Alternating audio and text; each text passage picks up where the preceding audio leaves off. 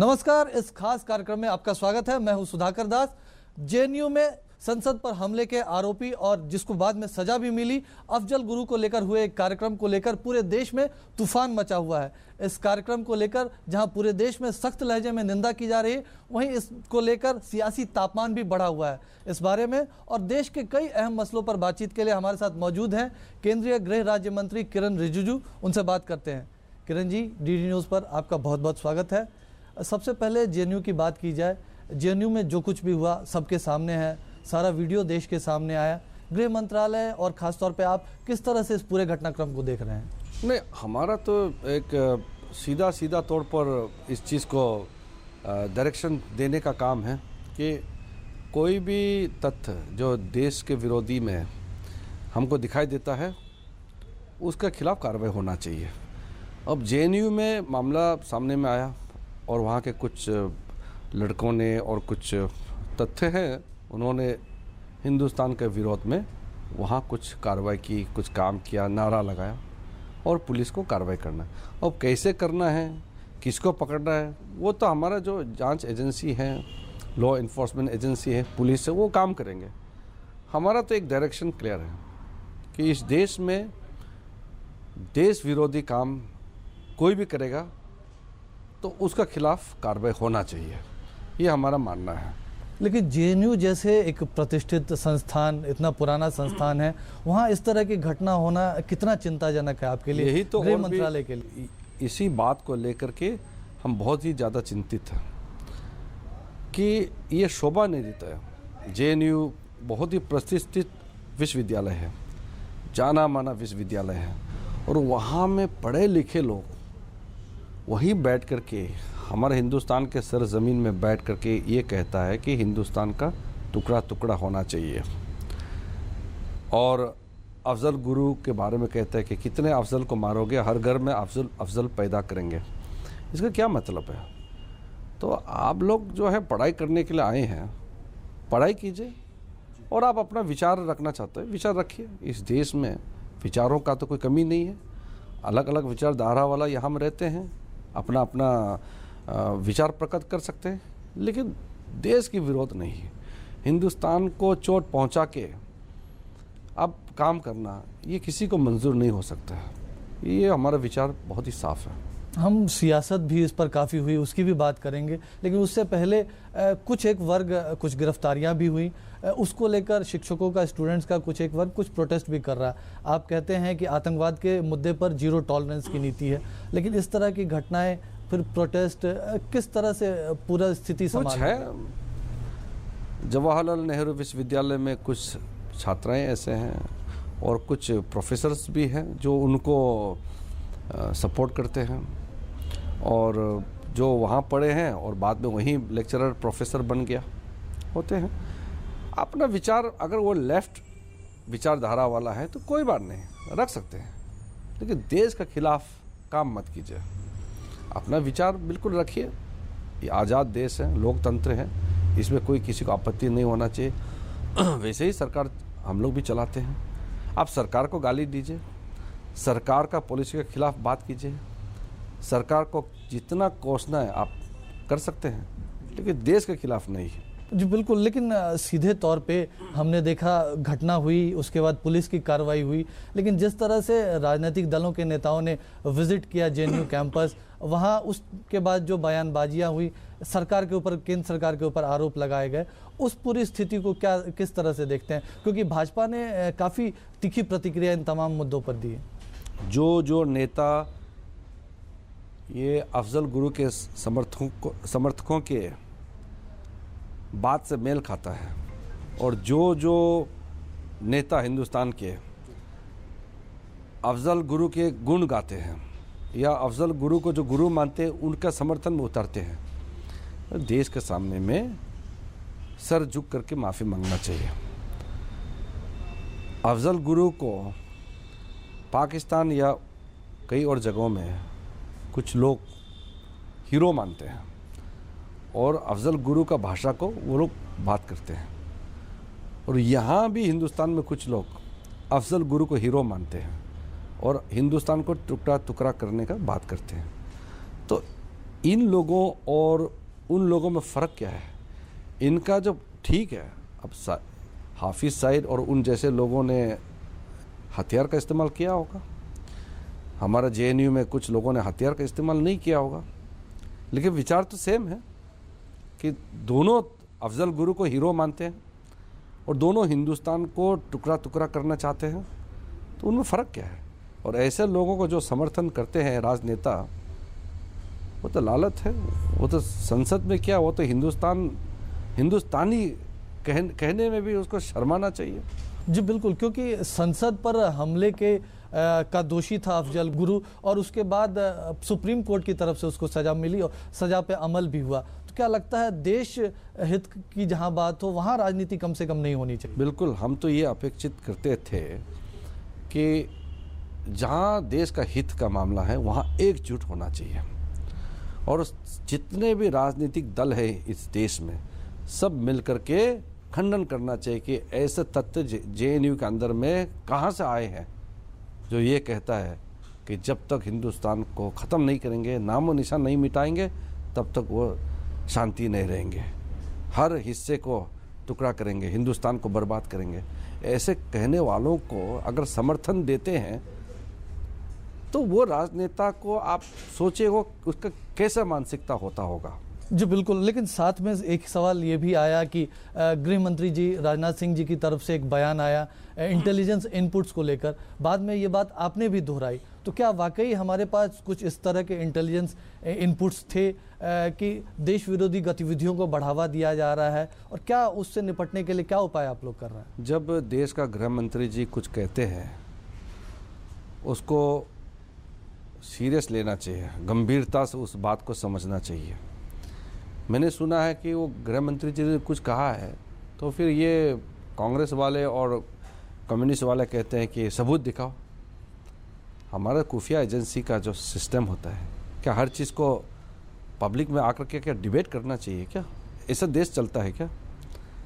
और कहते हैं कि हाफिज़ सईद ने तो मना कर दिया है कि उन्होंने साथ नहीं दिया है।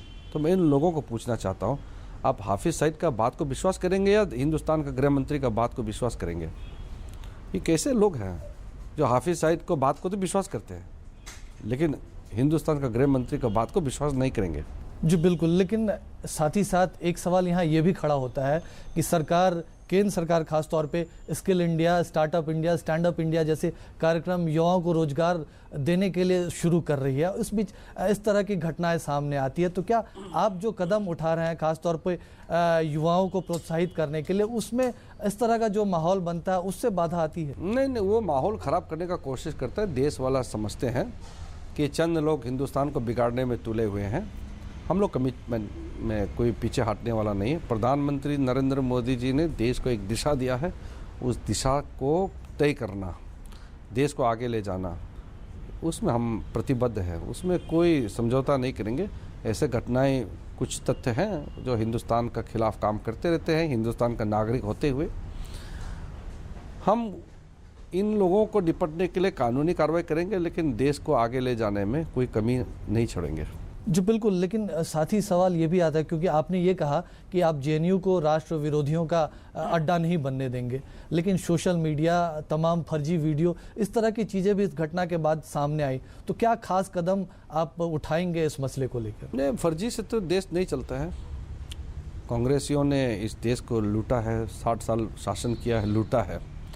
अब देश उनको पहचान गए हैं। अब ये नाटकबाजी से काम नहीं होगा, इसलिए चाहे वो फर्जी वीडियो बनाए या फर्जी बातें करें, हम मानने वाला नहीं है। देश पहचान चुके हैं, ये नंगे हो चुके हैं। आपसे हम चर्चा जारी रखेंगे, इससे पहले ले लेते हैं एक छोटा सा ब्रेक, और ब्रेक के बाद आपसे पूछेंगे कि दिल्ली पुलिस की कार्रवाई को लेकर आप कितने संतुष्ट हैं। एक छोटा सा ब्रेक लेते हैं।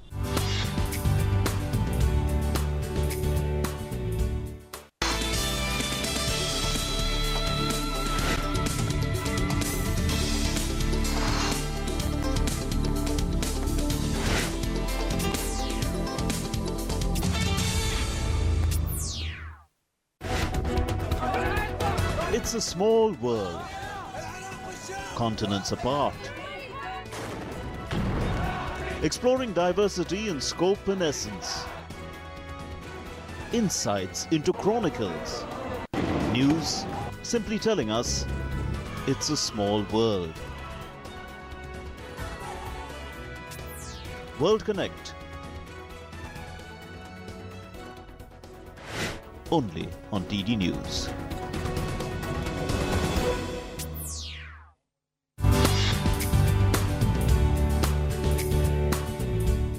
ब्रेक के बाद आपका एक बार फिर से स्वागत है। हमारे साथ मौजूद हैं केंद्रीय गृह राज्य मंत्री किरेन रिजिजू। रिजिजू जी, आपसे बात हो रही थी, दिल्ली पुलिस ने इस मसले में जो कार्रवाई की है उसके भी दो पक्ष सामने आ रहे हैं। कुछ लोगों का कहना है कि जेएनयू स्टूडेंट्स यूनियन के प्रेसिडेंट को जो गिरफ्तार किया गया, कुछ और धाराएं भी लगाई जा सकती है। साथ ही साथ दूसरा एक पहलू ये भी है कि मांग ये भी हो रही है कि और सख्त कार्रवाई की जानी चाहिए। वीडियो सामने आया था और भी आरोपी है, उनको अभी तक नहीं पकड़ा जा सका है। तो अब किस तरह से, क्या उनकी भी गिरफ्तारी होगी, क्या कुछ करना है? देश के जो कोने कोने में लोग रहते हैं, खास करके देश को बचाने वाले, ये तो चाहते हैं कि और कार्रवाई कठोर से हो। ये तो लोग कहते हैं कि तो बहुत ढील दिया है। वैसे तो दिल्ली पुलिस ने अच्छा कार्रवाई किया है।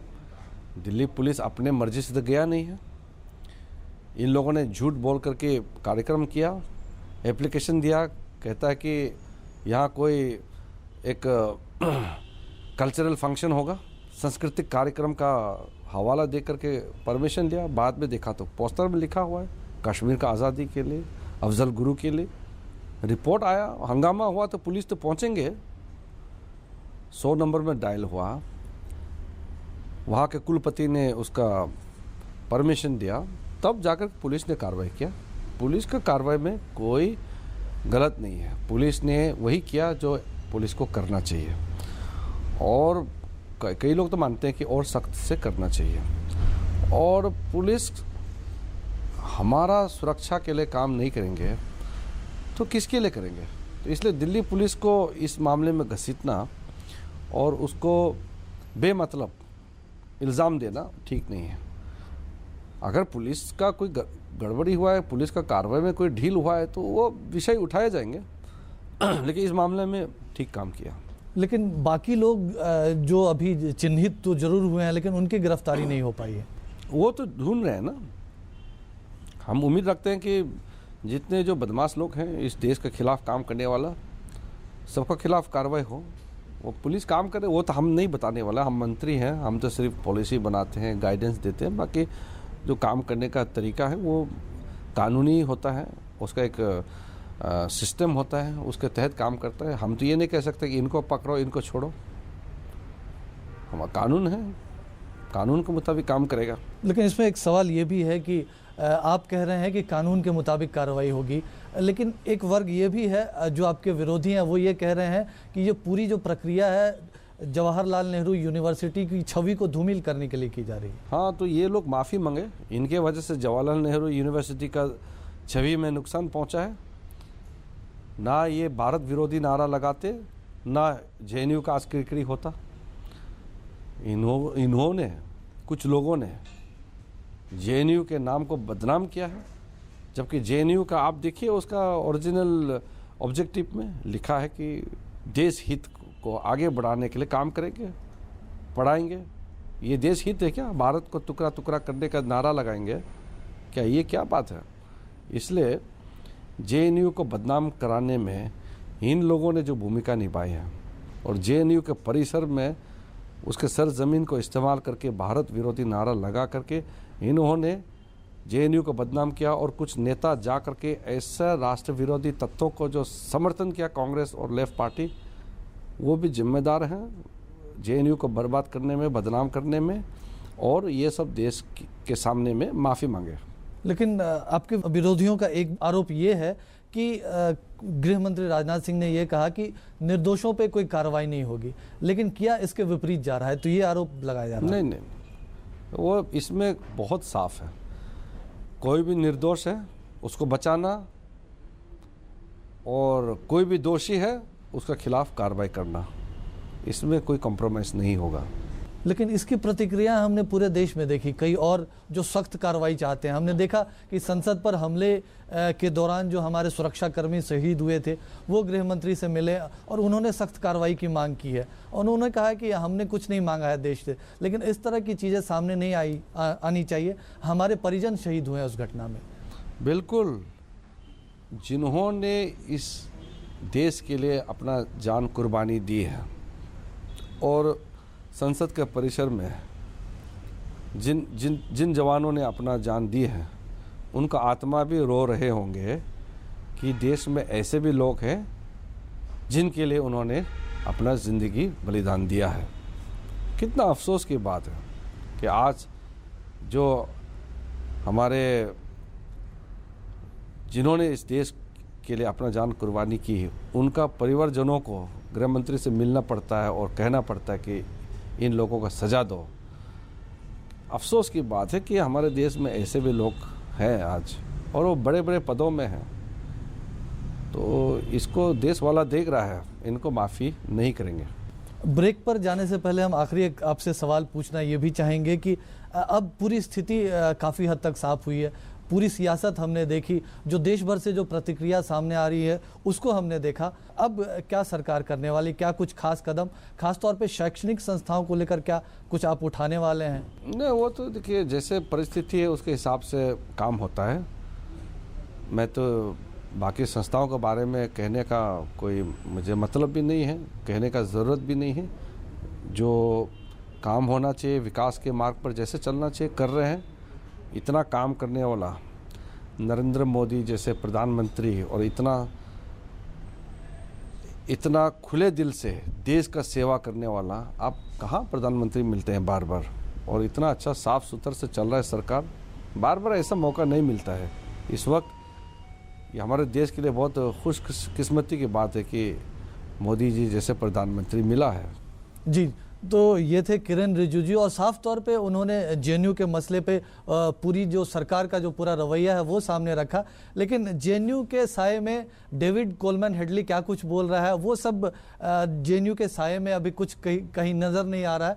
उस मसले पर भी सवाल पूछेंगे इस ब्रेक के बाद।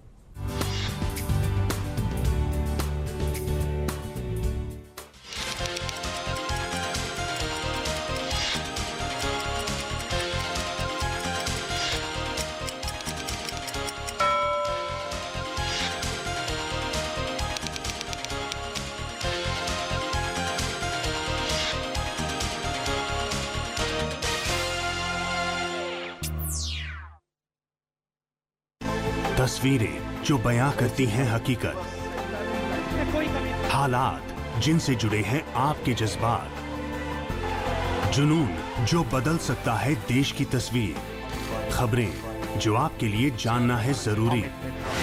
खबर दिन भर हर शाम 5 बजे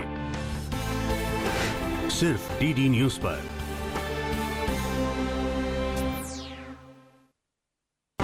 सुर्खियों की भीड़ में अहम खबरें, असल मुद्दे जो डालते हैं आपकी जिंदगी पर असर। दिन भर की हर बड़ी खबर का बेबाक विश्लेषण, सच, सटीक, संपूर्ण।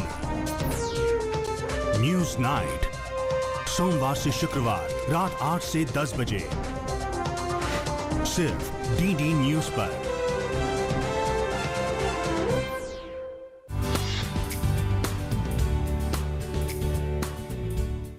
26/11 के मुंबई आतंकी हमलों के दोषी डेविड कोलमैन हेडली एक के बाद एक खुलासे कर रहा है। इस बारे में किरण रिजिजू जी से पूछते हैं। किरण जी, कोलमैन हेडली का हमने तमाम जो हैरत अंगेज करने वाले खुलासे सामने आ रहे हैं।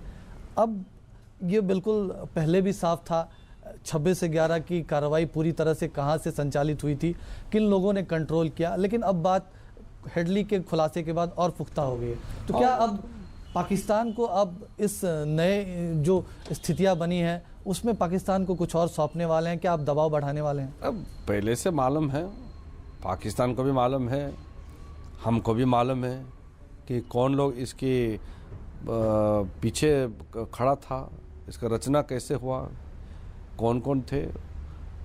अब खुलासा किया तो अच्छी बात है, उसमें एक डायरेक्शन मिलेगा काम करने के लिए, और अंतर्राष्ट्रीय स्तर पर बात सामने बहुत साफ सुथरा से और आ जाता है।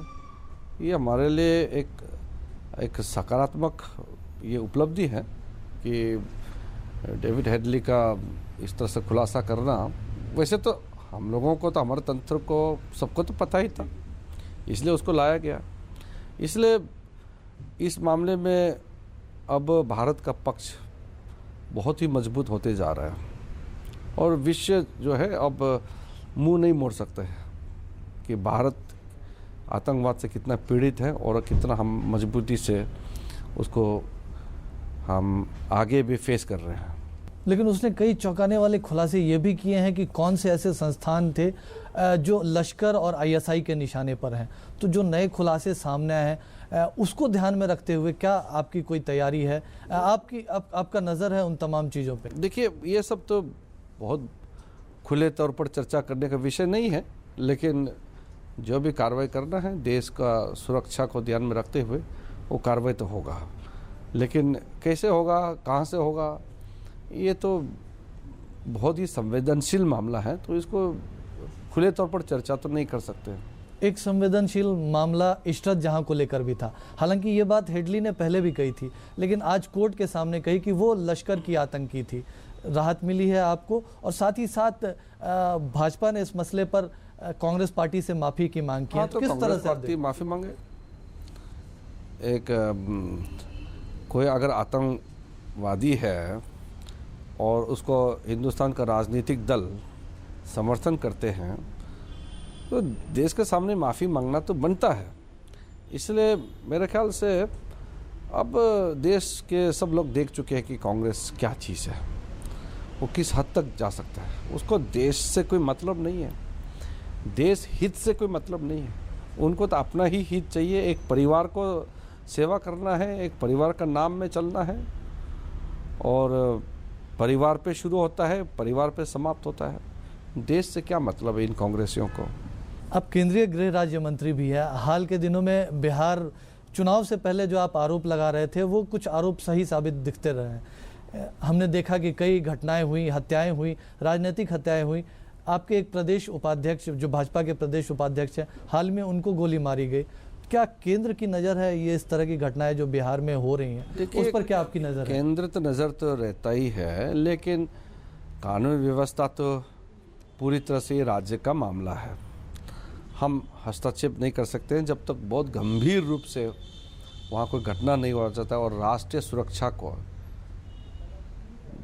कोई बहुत बड़ा धक्का ना पहुँचे, तब तक ये राज्य सरकार चलाते हैं। लेकिन जब राज्य सरकार मदद मांगते हैं तो केंद्र उसको समर्थन देते हैं। लेकिन जो हालत बिहार में देखने को मिल रहा है, ये तो हम पहले ही कह चुके हैं कि भारतीय जनता पार्टी जहाँ होता है वहाँ कानून व्यवस्था, प्रशासनिक व्यवस्था अच्छा होता है। नीतीश कुमार जी भारतीय जनता पार्टी के साथ थे, अच्छा काम कर रहे थे, लेकिन उनको लोगों ने गुमराह किया और ऐसे संगत में आ गए, आज बिहार का तबाही फिर शुरू हो गया। तो इसलिए देश देख रहे हैं, बिहार की जनता भी देख रहे हैं कि बड़ा भूल हो गया, क्या हो गया। तो इसलिए ये चीज़ है कि हम तो चाहते हैं कि सुधरे, हर राज्य शांति से गुजरे, और शांति के बिना तो विकास हो नहीं सकता है। एक और सवाल जो देश की जनता आपसे जानना चाहेंगी, पठानकोट हमले के 1 महीने हो गए हैं, इन्वेस्टिगेशंस कहाँ तक आगे बढ़ा है, और क्या उस हमले के बाद जो सुरक्षा को लेकर आप लोगों ने कदम उठाने की तैयारी की थी उसमें कहाँ तक सफलता मिली? नहीं, वो पठानकोट का अब इंक्वायरी चल रहा है, उस पर मैं ज़्यादा रोशनी नहीं डाल सकता हूँ। इंक्वायरी कितना लंबा चलेगा वो अलग विषय है, लेकिन चल रहे हैं, उसका चलने दीजिए। लेकिन उसके बाकी जो समस्याएं सामने में आए हैं, कुछ मुद्दे हैं, उसको निपटने के लिए कार्रवाई भी उठाया है। जांच का विषय, उसको लेकर के हम चर्चा नहीं कर सकते हैं। चलते चलते एक और आखिरी सवाल आपसे, क्योंकि आप गृह राज्य मंत्री हैं, नेशनल इंटेलिजेंस ग्रिड को लेकर भी आपकी तैयारी चल रही है। आतंकवाद का मसला है, देशद्रोह के मसले सामने आ रहे हैं, कितनी तेज़ी से, कब तक इसको मूर्त रूप, अमली जामा पहनाने की आपकी योजना है? नेट ग्रिड तो लगभग अब फाइनल स्टेज में हो गया। अब उसको एक रूप देना है, तैयारी पूरा हो चुके हैं, अब जल्दी हो जाएंगे। नया सेक्रेटरी आया है, स्पेशल सेक्रेटरी इंटरनल सिक्योरिटी आए हैं, अभी वो देख रहे हैं। मेरे ख्याल से अब आगे बढ़ने में समय नहीं लगेगा। धन्यवाद रिजिजू साहब, दूरदर्शन न्यूज़ से बात करने के लिए आपका बहुत बहुत धन्यवाद। तो ये थे केंद्रीय गृह राज्य मंत्री जिन्होंने बेबाकी से, साफगोई से तमाम मुद्दों पर अपनी राय रखी।